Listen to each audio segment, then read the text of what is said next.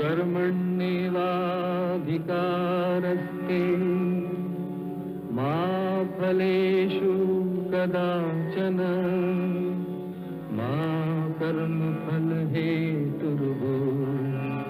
मा ते संगोऽस्त्वविकर्मणि।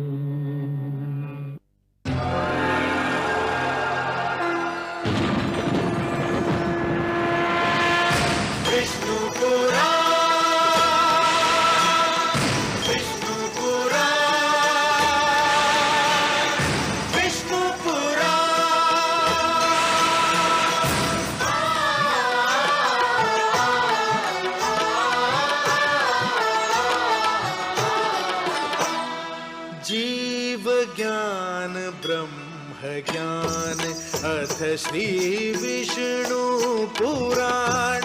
जीव ज्ञान ब्रह्म ज्ञान अथ श्री विष्णु पुराण।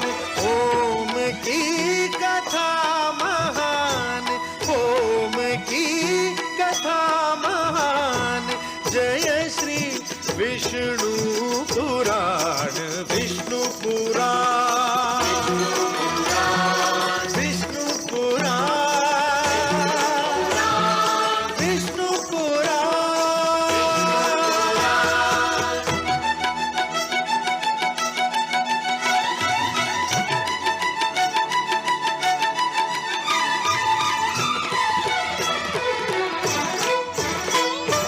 प्रगटे कब तीन लोक, जन्म मृत्यु हर्ष शोक, जन्म मृत्यु हर्ष शोक। पृथ्वी जल वायु गगन, प्रकटी कब ज्योत अगन, प्रकटी कब ज्योत अगन। इस पुराण में है निहित, इस पुराण में है निहित जप तप और योग ध्यान। विष्णु पुराण, विष्णु पुराण, विष्णु पुराण। मैं माँ हूँ, धरती माँ। जीने के कुछ नियम होते हैं, कुछ सिद्धांत होते हैं जिनका पालन करना मानव का कर्तव्य है। इन्हीं में से एक सिद्धांत ये है कि पूर्वजों के दिए हुए संस्कार को नई पीढ़ियां केवल इसलिए ना तोड़ें कि ये संस्कार पुराने हैं। इन संस्कारों में से एक संस्कार ये है कि पिता परिवार का स्वामी होता है। परिवार का पालन पोषण करके वो भगवान विष्णु का धर्म निभाता है। परिवार के दुख सुख का ध्यान रखना उसका परम कर्तव्य है। महाराज उत्तानपाद से इसी धर्म को निभाने में चूक हो गई। परिणाम स्वरूप उनके पुत्र को वो कष्ट झेलना पड़ रहा है जिसे देखकर मेरा मन भर आया है और माता लक्ष्मी उदास दिखाई पड़ती हैं। ये सोचकर तो दुख और भी बढ़ जाता है कि ध्रुव के कष्ट की श्रृंखला न जाने कब समाप्त होगी। ओम नमो भगवते वासुदेवाय, ओम नमो भगवते वासुदेवाय, ओम नमो भगवते वासुदेवाय, ओम नमो भगवते वासुदेवाय, ओम नमो भगवते वासुदेवाय, ओम नमो भगवते वासुदेवाय।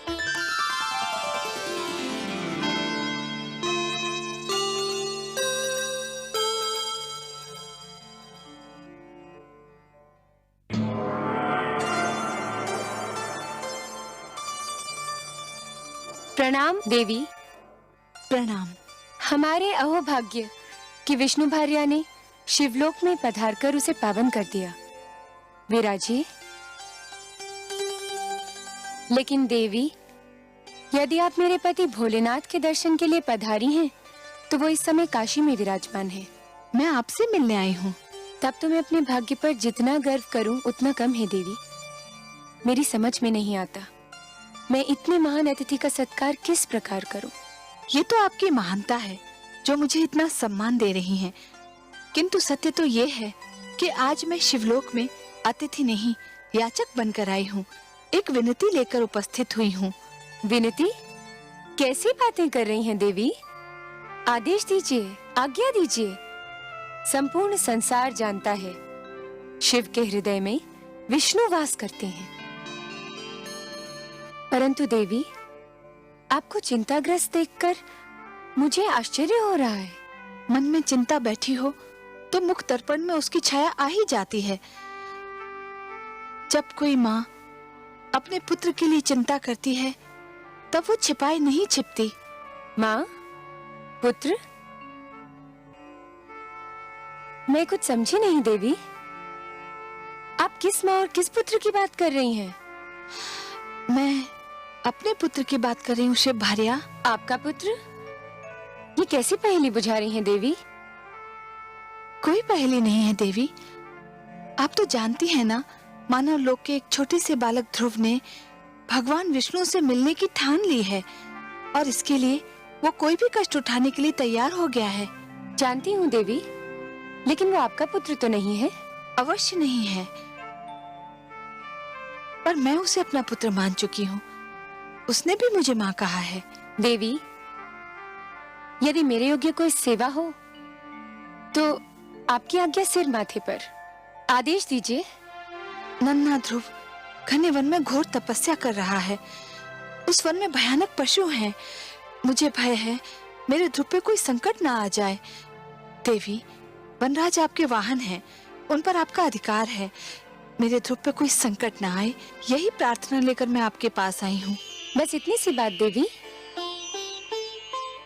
यदि इसी चिंता ने आपको पीड़ित कर रखा है तो इसे अपने मन से निकाल फेंकिए। मैं आपको आश्वासन देती हूँ कि वत्स ध्रुव पर आंच भी नहीं आने दूंगी। आप कितनी महान हैं। त्रिलोक के सबसे बड़े दानी की आप हृदय स्वामिनी हैं। आपका हृदय इतना विशाल है कि जो भी आपसे सहायता मांगने आता है उसे आप निराश नहीं करती। अब मुझे विश्वास हो गया है कि मेरे ध्रुव का अमंगल नहीं होगा। आपकी जय हो देवी पार्वती, जय हो।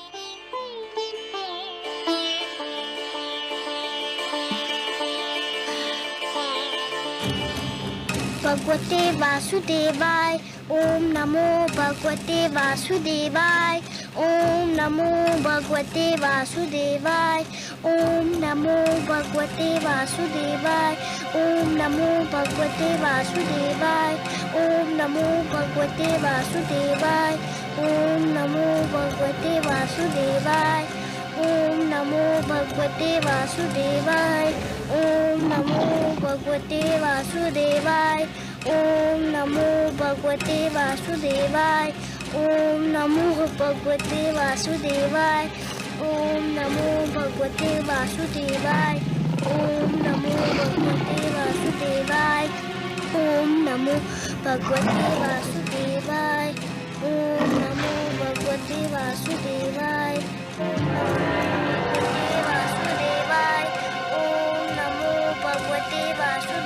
भगवते वासुदेवाय। ओम नमो भगवते वासुदेवाय। ओम नमो भगवते वासुदेवाय। ओम नमो भगवते वासुदेवाय। ओम नमो भगवते वासुदेवाय। ओम नमो भगवते वासुदेवाय।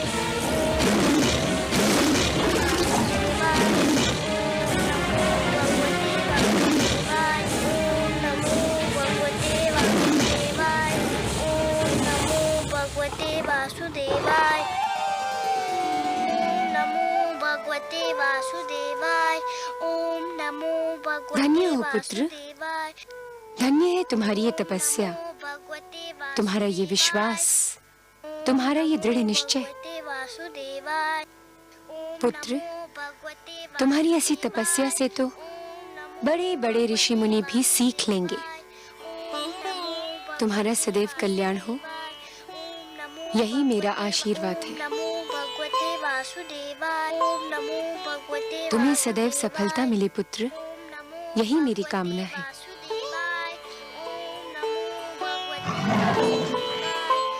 सिंहराज, तुम यहीं ठहरोगे। पुत्र ध्रुव पर कोई संकट न आने पाए। नमो भगवते वासुदेवाय। ओम नमो भगवते वासुदेवाय। नमो भगवते वासुदेवाय।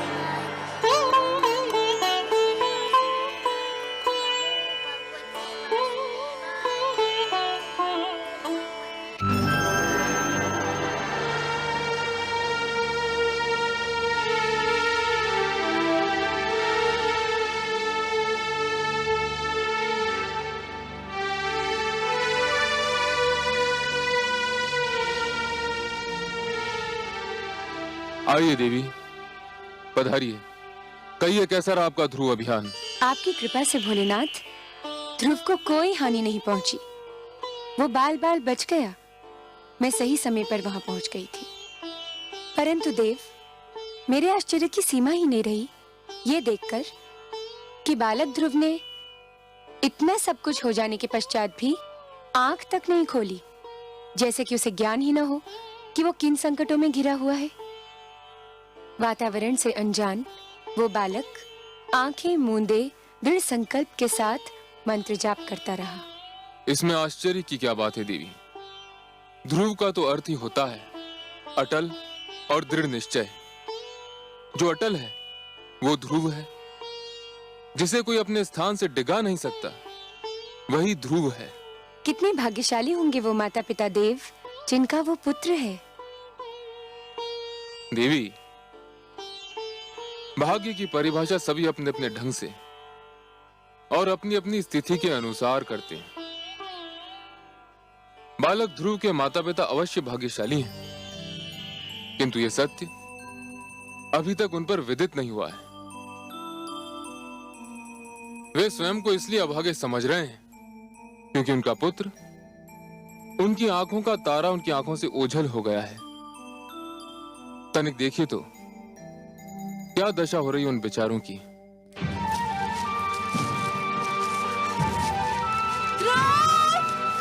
पुत्र ध्रुव,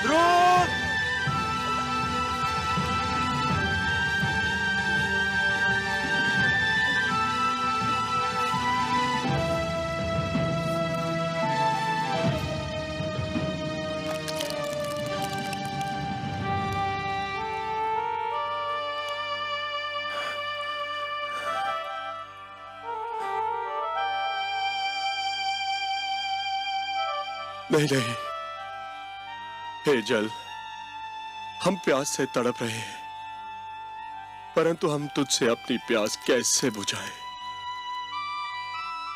न जाने हमारे लाडले पुत्र ध्रुव की प्यास तूने बुझाई है या नहीं। कहीं ऐसा ना हो कि हम तुझसे अपनी प्यास बुझा लें और हमारा पुत्र तेरी एक एक बूंद को तरसता रहे। नहीं, हम अपनी प्यास बुझाकर ऐसा पाप नहीं कर सकते, नहीं कर सकते, नहीं कर सकते।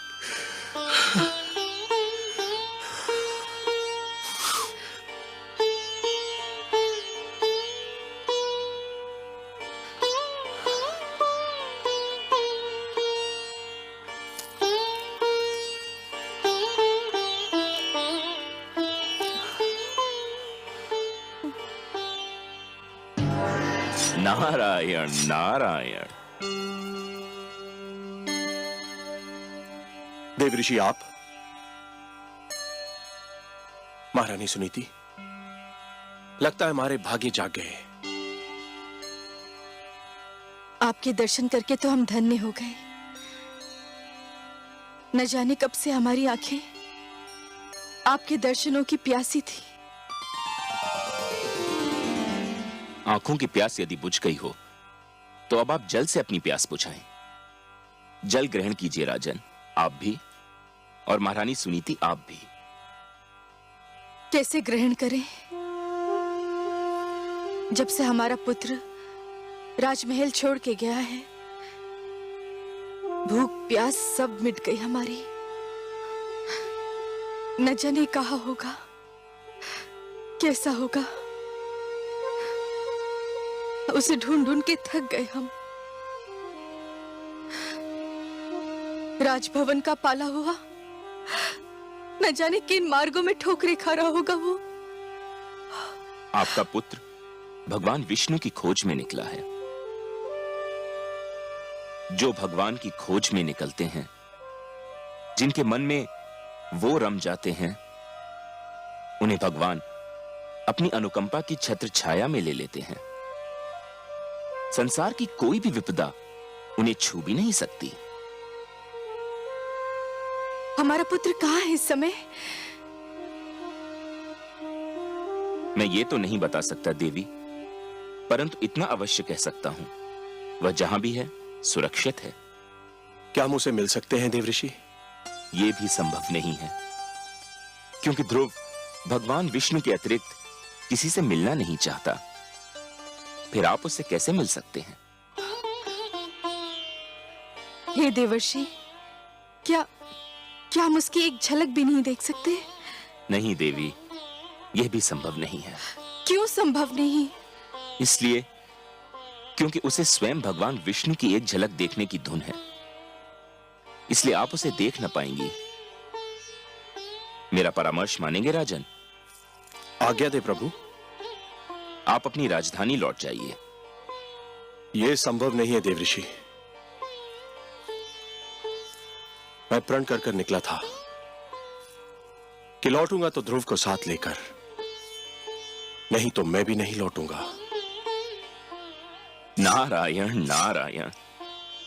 महाराज उत्तानपाद, आप भी विचित्र प्राणी हैं। क्यों प्रभु? आपने तो मानो ठान ली हो कि जीवन भर वही करेंगे जो दूसरों के लिए कष्टदायक हो। ये आप क्या कह रहे हैं प्रभु? मैंने तो कभी किसी को कोई कष्ट नहीं पहुंचाया। किसको नहीं पहुंचाया? कौन सा धर्म निभाया आपने जिससे दूसरों को सुख मिले? मैं आपका कटाक्ष समझा नहीं प्रभु। कटाक्ष नहीं, ये सत्य है राजन। सबसे पहले आप पति धर्म भूले। आपने सुंदरता में अधिक रुचि ली, नीति को महत्व नहीं दिया। सुंदर सुरुचि को पाकर आप सुशील सुनीति को भूल गए। आपने पिता का भी धर्म नहीं निभाया, इसलिए आज आपके जिस पुत्र को आपके स्नेह की छांव में होना था, वह इस झुलसाती धूप में भटक रहा है। और अब अपनी प्रजा को कष्ट देकर आप एक राजा के धर्म से भी विमुख होना चाह रहे हैं। परंतु प्रभु, मैंने प्रजा को तो कोई कष्ट नहीं दिया है। कैसे नहीं दिया? राजकाज की बागडोर और अपनी प्रजा के हित को एक स्वार्थी नारी की दया पर छोड़कर आप समझते हैं कि आपने अपनी प्रजा को बहुत सुख दिया है। जो राजा अपने परिवार की समस्या में पड़कर अपनी प्रजा के हित को भूल जाए, उसे राजा कहलाने का कोई अधिकार नहीं है। एक सुंदर नारी की सुंदरता में आप ऐसा फंसकर भटके कि धर्म का मार्ग ही भूल गए। राजन, जब एक व्यक्ति भटकता है तो केवल वही व्यक्ति भटकता है, किंतु जब एक राजा भटकता है तो पूरा देश भटक जाता है, राष्ट्र भटक जाता है। आप सत्य कहते हैं प्रभु, परंतु मेरे लिए अपने पुत्र को भूल पाना संभव नहीं। मैं राजा अवश्य हूं, पर पिता भी तो हूं। यही तो वो सत्य है राजन, जो एक साधारण व्यक्ति से राजा की और एक राजा से साधारण व्यक्ति की पहचान अलग करता है। एक साधारण व्यक्ति के लिए उसका परिवार ही उसका संसार है, किंतु एक राजा के लिए उसकी प्रजा ही उसका परिवार है, और आप अपने परिवार को भूल गए हैं। अब भी समय है राजन, अपनी भूल का प्रायश्चित कर लीजिए, घर लौट जाइए।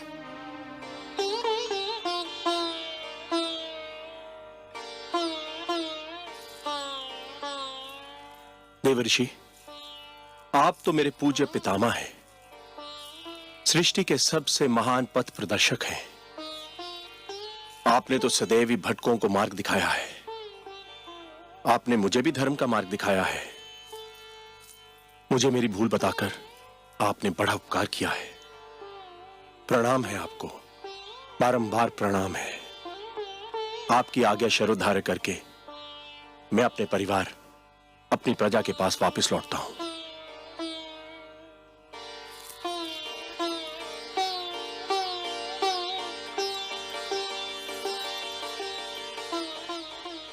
चलिए महारानी।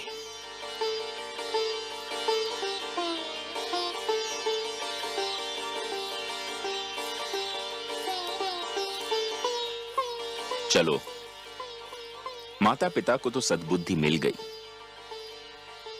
अब देखें ध्रुव की स्थिति क्या है। नारायण नारायण। ओम नमो भगवते वासुदेवाय। ओम नमो भगवते वासुदेवाय। ओम नमो भगवते वासुदेवाय। ओम नमो भगवते वासुदेवाय। ओम नमो भगवते वासुदेवाय। ओम नमो भगवते वासुदेवाय। ओम नमो भगवते वासुदेवाय। ओम नमो भगवते वासुदेवाय। ओम नमो भगवते वासुदेवाय। ओम नमो भगवते वासुदेवाय। ओम नमो भगवते वासुदेवाय। ओम नमो भगवते वासुदेवाय। ओम नमो भगवते नारायण वासुदेवाय। नारायण। गुरुदेव, भगवान विष्णु अब तक नहीं आए। आपने तो कहा था कि इस मंत्र का जाप करोगे तो भगवान विष्णु अवश्य आ जाएंगे। वे तो अब तक नहीं आए। पुत्र, इतना सरल समझ लिया है भगवान विष्णु का इस धरती पर आना? बड़े बड़े ऋषि मुनियों ने तो अपना सारा जीवन इसी तपस्या में लगा दिया, किंतु कुछ ही के भाग्य में भगवान विष्णु के दर्शन लिखे थे। तुम्हारी तपस्या तो अभी प्रारंभ हुई है। मुझे और कितनी तपस्या करनी होगी उनके दर्शन पाने के लिए? वत्स, फल अपने निर्धारित समय पर ही पकता है। कली भी निर्धारित समय पर ही फूल बनती है। सूर्य, चंद्रमा, प्रभात, संध्या, ये सब एक क्रम चक्र से बंधे हैं। इनका उदय होना, अस्त होना, आना जाना, ये सब निर्धारित समय से ही होता है। तुम्हारी तपस्या सफल होने का समय भी अवश्य आएगा पुत्र, पर तुम तो अभी से घबरा गए। घबराया नहीं गुरुदेव, पर कहीं मेरी तपस्या में कोई कमी तो नहीं रह गई जो भगवान विष्णु अभी तक मेरे पास नहीं आए? तुम्हारी बात में तथ्य है पुत्र। तुमने मुझे सोचने पर विवश कर दिया है, क्योंकि ये तो सत्य है कि मेरे नारायण उन्हीं से प्रसन्न होते हैं जिनके मन में उनके अतिरिक्त किसी का ध्यान न हो, जिनके नेत्रों में उनके अतिरिक्त किसी की छवि न हो, जो उनके दर्शन के अतिरिक्त कोई अभिलाषा न रखते हों, जो सारी कामनाओं का, सारे बंधनों का त्याग कर चुके हों, जो पूर्ण रूप से समर्पित हों। आप ही तो मेरे गुरु हैं, आप ही तो मेरे मार्गदर्शक हैं। आप भी बता सकते हैं कि मैं और क्या करूं जो भगवान विष्णु मेरे पास आ जाए? कुछ पाने के लिए कुछ छोड़ना पड़ता है वत्स, यही विधि का नियम है। मुझे क्या छोड़ना होगा गुरुदेव? तुम बहुत बड़ी वस्तु पाना चाहते हो, अतएव तुमको बहुत बड़ी वस्तु छोड़नी पड़ेगी। आप उस वस्तु का नाम बताइए, मैं उसे छोड़ दूंगा। खाना छोड़ सकते हो? हाँ, छोड़ दूंगा। तब तो भगवान विष्णु मेरे पास आ जाएंगे ना? अवश्य आएंगे, अवश्य आएंगे पुत्र। कोई कितना भी आग्रह करे, कितना भी विवश करे, बस तुम खाने को हाथ मत लगाना, फिर देखो कितना शीघ्र भगवान का मन पिघलता है। अच्छा, तुम अपने मंत्र का जाप आरंभ करो, मैं चला, मुझे कुछ और कार्य याद आ गया है। ओम नमो भगवते वासुदेवाय। ओम नमो भगवते वासुदेवाय। ओम नमो वासुदेवाय। ओम नमो भगवते वासुदेवाय। ओम नमो भगवते वासुदेवाय। आंखें खोलो पुत्र, लो तुम्हारे लिए फल लाई हूँ। मैं नहीं खाऊंगा माते। क्यों, क्या भूख नहीं लगी? लगी है पर मैं कुछ नहीं खाऊंगा। पर क्यों नहीं खाओगे? मेरे गुरु का यही आदेश है। आदेश? क्या आदेश है? क्या कहा देवर्षि ने तुम्हें? उन्होंने कहा है कि यदि मैं खाना छोड़ दूं तो भगवान विष्णु शीघ्र मेरे पास आ जाएंगे। पुत्र तुम अभी बहुत छोटे हो, खाओगे नहीं तो रहोगे कैसे? भूख तुमसे सहन नहीं होगी। मैं सहन करूंगा, सब कुछ सह लूंगा, भूखा रह लूंगा, पर जब तक भगवान विष्णु मेरे पास नहीं आ जाते मैं कुछ नहीं खाऊंगा। ओम नमो भगवते वासुदेवाय। ओम नमो भगवते वासुदेवाय। ओम नमो भगवते वासुदेवाय। ओम नमो भगवते वासुदेवाय। ओम नमो भगवते वासुदेवाय। ओम नमो भगवते वासुदेवाय। ओम नमो भगवते वासुदेवाय।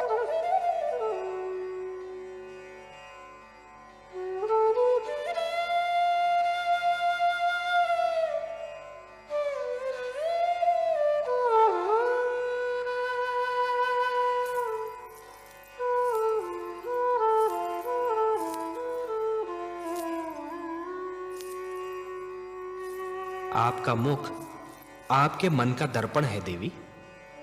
मन में चिंता हो तो उसकी छाया आपके मुख पर कहीं दूर से दिखाई देने लगती है। और आज तो आप सिर से पांव तक चिंता की मूर्ति बनी हुई हैं।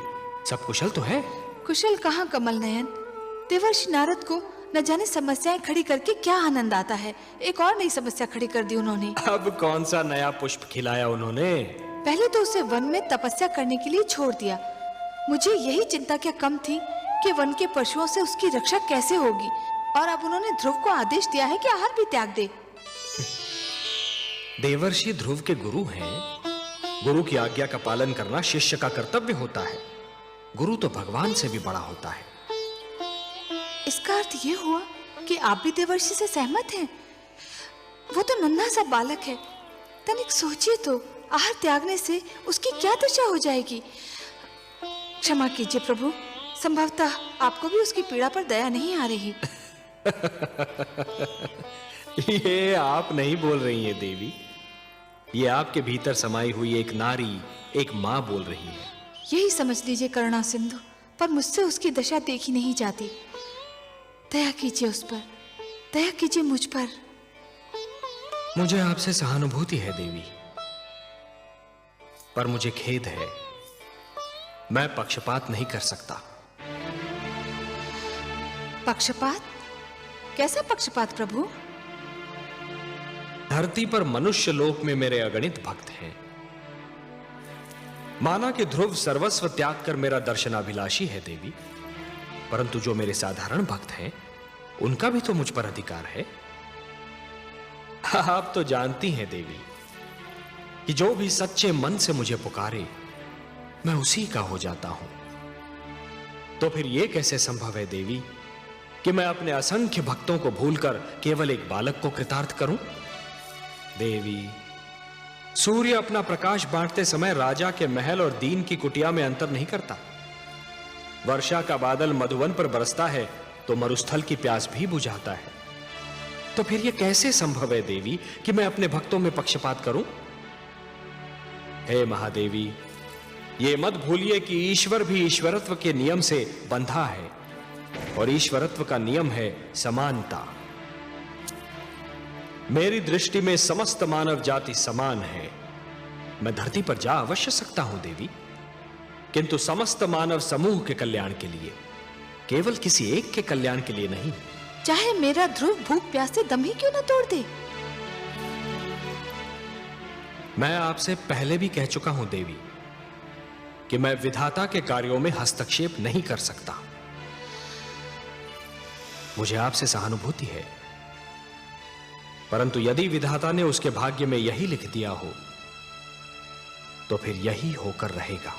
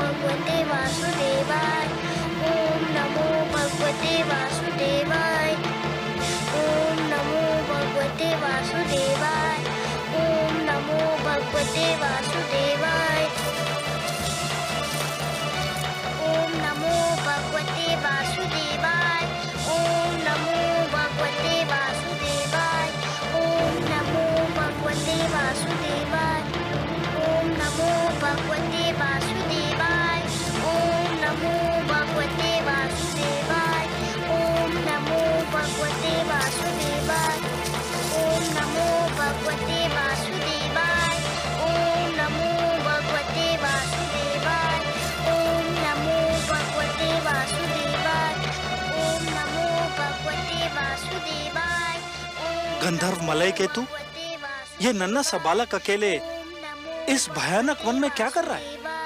देखते नहीं गंधर्व राज चित्ररथ भगवान विष्णु के मंत्र का जाप कर रहा है। ये बालक अवश्य ही उनका मन जीतने का प्रयत्न कर रहा है।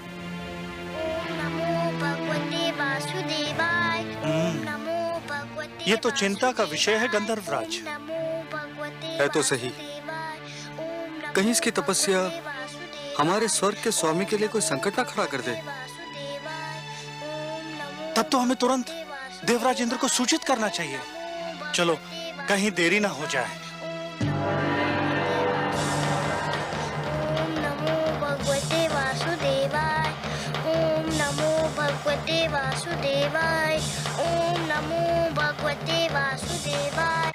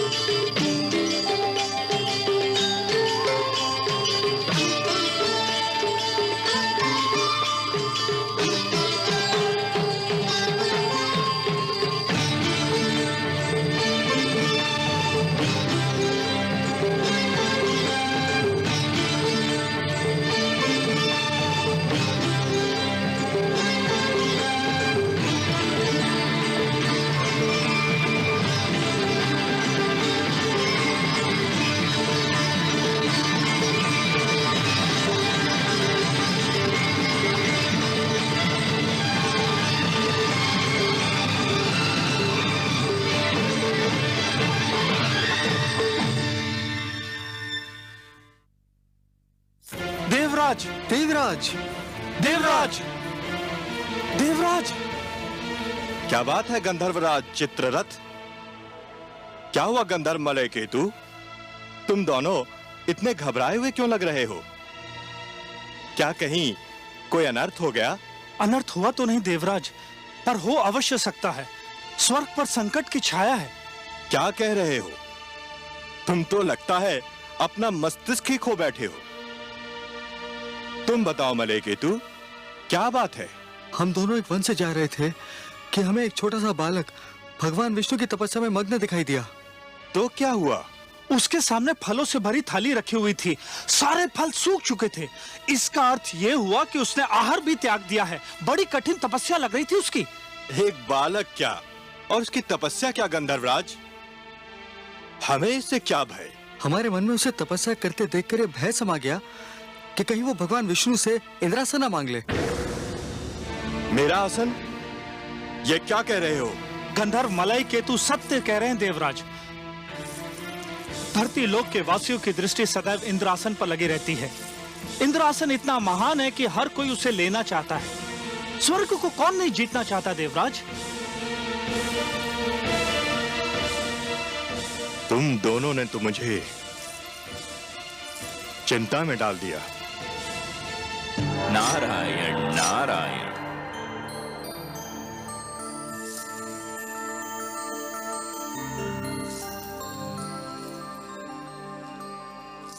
बड़ी शुभ घड़ी में पधारे आप देवर्षि। मैं सोच ही रहा था कि अपनी चिंता का भागीदार किसे बनाऊं कि आप आ गए। मैं आपकी कोई सेवा कर सका तो स्वयं को धन्य समझूंगा। आपको ज्ञात है कि एक बालक वन में भगवान विष्णु के लिए तपस्या कर रहा है? हाँ, मैं जानता हूं उस बालक का नाम ध्रुव है। क्यों कर रहा है वो तपस्या? बड़ा विचित्र प्रश्न है देवराज। क्या आप किसी को तपस्या करने का भी अधिकार नहीं? परंतु उसकी तपस्या का कोई तो उद्देश्य होगा। तपस्या, साधना, भक्ति और आराधना ये व्यक्तिगत कार्य हैं देवराज। जो जिसकी पूजा करता है वही उसका उद्देश्य समझता है। आराधक और आराध्य के बीच आने का किसी को भी अधिकार नहीं। मुझे इतना भोला न समझिए देवर्षि।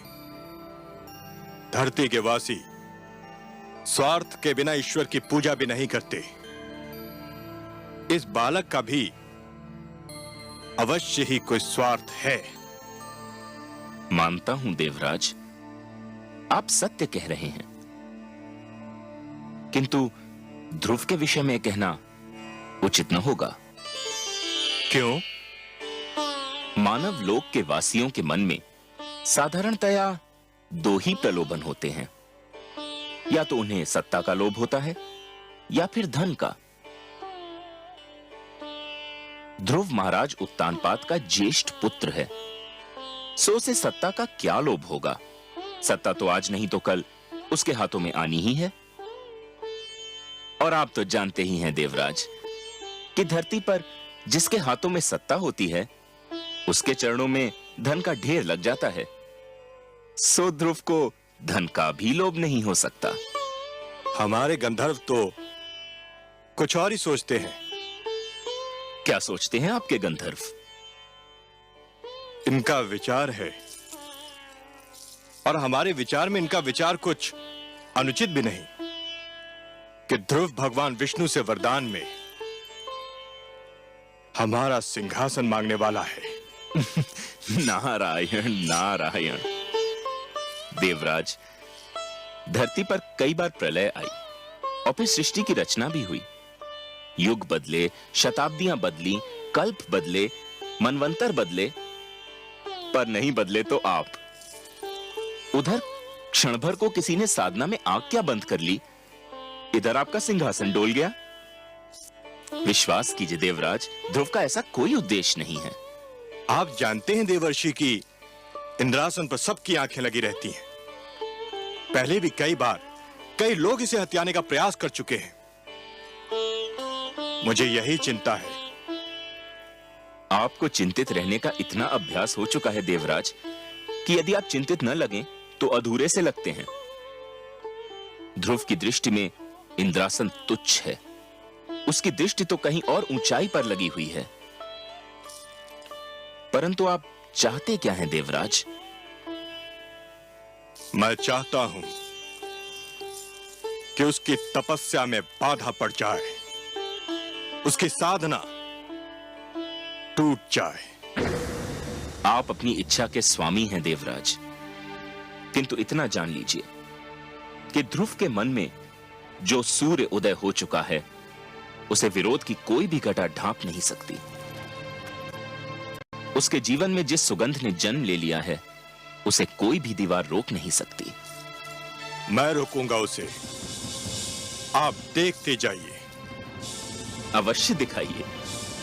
मुझे तो यूं भी आपकी लीला देखने में बड़ा आनंद आता है। नारायण नारायण। रक्षिता, आज्ञा देवराज। रक्षिता, तुम्हें अभी इसी समय धरती पर जाना है, उस वन में जाना है जहां एक नन्हा बालक ध्रुव भगवान विष्णु के लिए तपस्या कर रहा है। तुम्हें उसकी तपस्या भंग करनी है। जो आज्ञा देवराज। उसकी तपस्या भंग करने का ढंग मैं बताता हूं तुम्हें, ध्यान से सुनो। ओम नमो भगवते वासुदेवाय। ओम नमो भगवते वासुदेवाय। ओम नमो भगवते वासुदेवाय। ओम नमो भगवते वासुदेवाय। ओम नमो भगवते वासुदेवाय। ओम नमो भगवते वासुदेवाय। ओम नमो भगवते वासुदेवाय। ओम नमो भगवते वासुदेवाय। ओम नमो भगवते वासुदेवाय। ओम नमो भगवते वासुदेवाय। ध्रुव, ओम नमो भगवते मेरे पुत्र, तू यहाँ है और मैं तेरी खोज में न जाने कहाँ कहाँ भटक रही थी। भगवते वासुदेवाय। आंखें तो खोल मेरे राज दुलारे। देख, भगवते वासुदेवाय। देख मैं तेरे सामने खड़ी हूँ। नमो भगवते वासुदेवाय। देख तेरे वियोग में नमो भगवते मेरी क्या दशा हो गई। ओम नमो भगवते वासुदेवाय। ओम नमो भगवते वासुदेवाय। अरे, भगवते वासुदेवाय। तू तो मेरी बात ही नहीं सुनता। ओम नमो भगवते वासुदेवाय। पहले मेरी एक पुकार पर मेरे पास दौड़ा चला आता था, मेरी बाहों में समा जाता था। ओम नमो भगवते वासुदेवाय। ये तुझे क्या हो गया है ध्रुव? ओम नमो भगवते वासुदेवाय। ओम नमो न जाने किसने जादू टोना कर दिया मेरे राजकुमार पर। ओम नमो भगवते वासुदेवाय। मेरे लाल, बंद कर दे अपनी तपस्या। तेरी इच्छा पूरी हो गई है। महाराज, तुझे अपनी गोद में बिठाने को तैयार हो गए हैं। तेरी विमाता सुरुचि ने भी अपनी भूल स्वीकार कर ली है। चल मेरे लाल, राजमहल तेरी प्रतीक्षा कर रहा है। ओम नमो भगवते वासुदेवाय। ओम नमो भगवते वासुदेवाय। हाय मेरे भाग्य, मेरी आंखों की तारी, मेरे मन के चैन, ये तेरी आयु नहीं तपस्या करने की। अभी तो तेरे खेलने कूदने के दिन है। तूने अभी जीवन में देखा ही क्या है। तुझे मेरी सौगंध, बंद कर दे ये जाप। नमो भगवते वासुदेवाय। ओम नमो भगवते वासुदेवाय। यदि तूने जाप नहीं बंद किया तो मैं अभी यही तेरे सामने अपने प्राण त्याग दूंगी। ओम नमो भगवते वासुदेवाय। ओम नमो भगवते वासुदेवाय। ओम नमो भगवते वासुदेवाय। ओम नमो भगवते वासुदेवाय। ओम नमो भगवते वासुदेवाय। ओम नमो भगवते वासुदेवाय।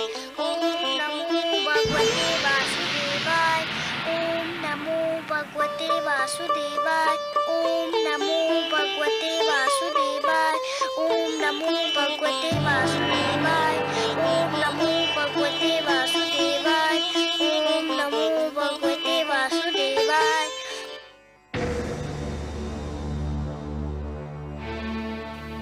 तुमने खाना छोड़ दिया है। यदि पानी पीना भी छोड़ दो तो भगवान विष्णु और भी शीघ्र तुमसे मिलने आ जाएंगे।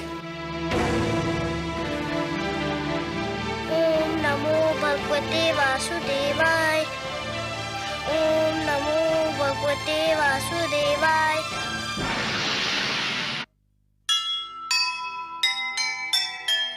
यह कैसा संकल्प है, यह कैसा विश्वास।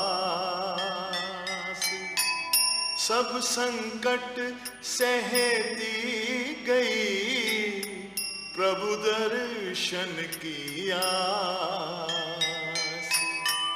देवलोक में मच गया भीषण हाहाकार। डिगा नहीं ध्रुव का हृदय, देव गए सब हार। देव गए सब हार।